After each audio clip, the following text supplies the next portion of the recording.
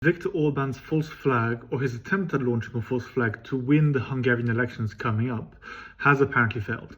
I'm Julien Roez, the editor of the French Dispatch, and I'm here to break down what's going on today in La Dépêche.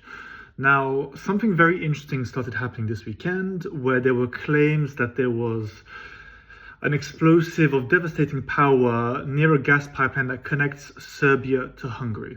Now, Serbia and Hungary are les enfants terribles of the European Union right now, taking more pro-Russian and anti-Ukrainian positions in general. And of course, Hungary is going to the polls in a couple of days, where current dictator Viktor Orbans is projected to lose by a fairly heavy margin, is expected to lose control, and as is the style of this kind of authoritarian leader, is doing everything he can to manipulate the results and manipulate the votes that people do not vote him out of office, and he can continue to benefit along with his buddies in the oligarchy that forms the Hungarian ruling class. Now, what's actually happened? This explosive was found. Vucic claimed that there was some investigation, some problems with the investigation taking place. And then Orban, as he always does, went on to blame Ukraine. Orban doesn't like Ukraine. Orban doesn't like anything that can reduce the efficacy of his relationship with Russia, reduces the efficacy of this alliance of illiberal, non-democratic states, and is actively trying to do whatever he can to just stay in power. And a big part of this is creating, through his party, through his allies, through his activists, creating lots of fake news, demonizing his opponent, which is Peter Magyar, the expected future prime minister of Hungary, and is actively doing everything he can to just create the first post-truth election, as Anne Applebaum said recently. Now, how has this turned up? Or how has this ended up?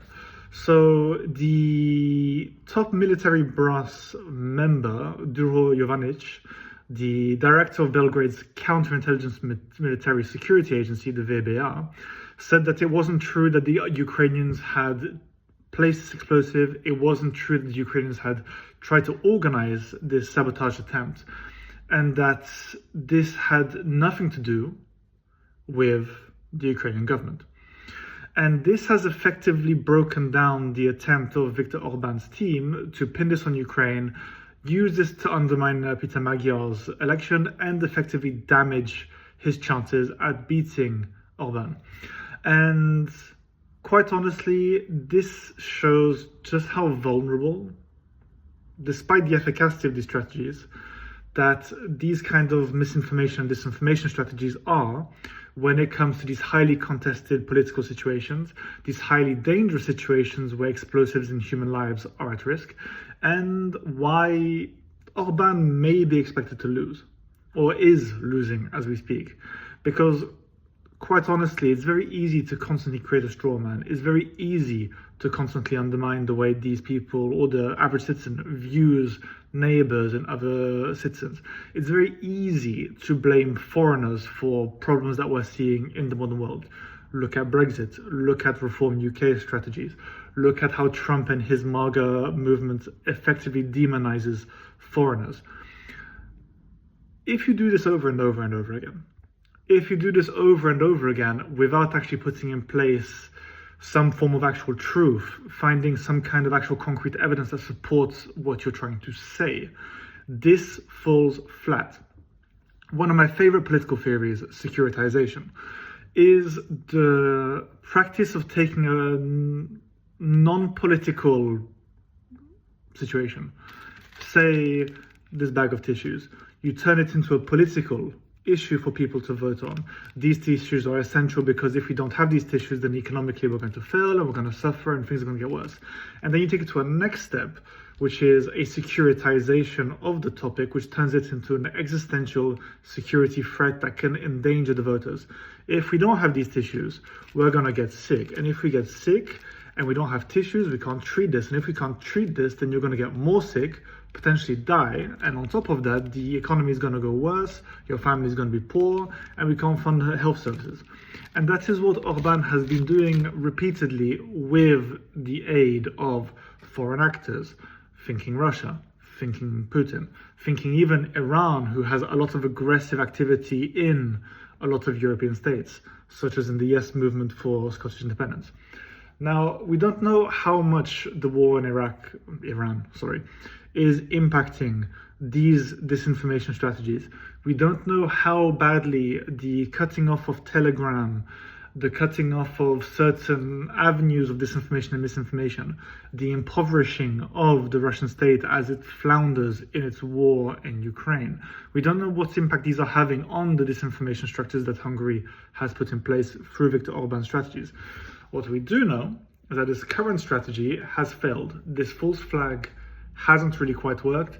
This attempt to blame Ukraine and, as a consequence, reduce Magyar's efficacy as a political candidate, as a potential leader, doesn't quite work. It hasn't really stuck. And look, currently the polls have Orban behind Magyar by about 14 to 20%, if off the top of my head. So we'll see what ends up happening. But what we do know is support for Fidesz is collapsing. The Hungarian far right doesn't seem to be doing very well. Things don't seem to be going to plan. So we'll see how this keeps going. Will Orban become more desperate and continue trying to do this kind of employ the strategy of disinformation and blaming Magyar for random events? Will he continue to demonize the Ukrainians as enemies of the Hungarians, with him as the only potential barrier to this danger? Will Orban just accept that he's not really going to win and get him and his allies to start stashing their money everywhere and start planning escape plans? Maybe Orban will join Assad in Moscow. We don't know. What we do know, however, this false flag hasn't worked. Magyar continues to pull ahead in the polls. And even the pro-Russian Serbians, who are close Hungarian allies and a European accession state, which is in a precarious position in its own right, the alliance hasn't held out. Was there pressure on Serbia? Did the European Union say, hey, if you keep playing these games, if you keep helping the non-European or anti-European faction, will we then put you guys to the side and delay your accession process?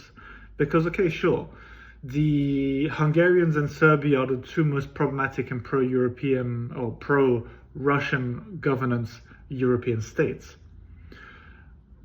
But that doesn't mean that the EU has to necessarily accept that. They don't have to let that slide. Hungary is a problem in its own right, and the European Union is trying to fix that. But Serbia is reliant on the EU, and Hungary is not the country that's going to bail them out. Russia is definitely not going to bail them out. So Serbia has to play along. I do, however, have doubts that Ursula von der Leyen has applied any pressure, because technically Serbia would fall into the space of pro-Russian, pro-American far-right movements that are anti-EU, anti what the American security strategy would call anti-Western civilization. And so we'll see. It'll be interesting to see how this plays out, what we find out later on down the line. But one of the big wins in this situation is that journalism actively played a role in this. You have a lot of investigative journalists in Hungary started leaking that there was a false flag coming. Shortly after this was leaked, this bomb was announced publicly and made public. And there is a good chance that the fact that this was stated to these people, this was stated in a public way by reputable journalists and then carried by other journalists, pushed the Serbians to actually move against this as well. So, how will this play out? We don't know. We'll see. Polls change, alliances shift. Hungary is starting to fall apart slightly, or the Viktor Orban regime is falling apart. And there's a chance that the Serbians decided it's not worth our effort. It's not worth the hassle. Orban's out of the door soon, so why back him up? Why help him? Why stick around? We may as well just leave, let him deal with his problems, and we'll avoid antagonizing the Europeans as we try to become an European Union member state. So, guys, this has been Julian Hues from the French Dispatch. You've been listening to the first episode of La Dépêche, I believe. So I hope you enjoyed it. Let me know what you think. And if you have any topics that you guys would like in these brief discussions, let me know. We'll make it happen. So guys, thank you very much for listening. Enjoy. Subscribe on Substack, subscribe on social media, on Spotify, on our Apple podcasts, on whatever you listen to podcasts through. And I will see you soon.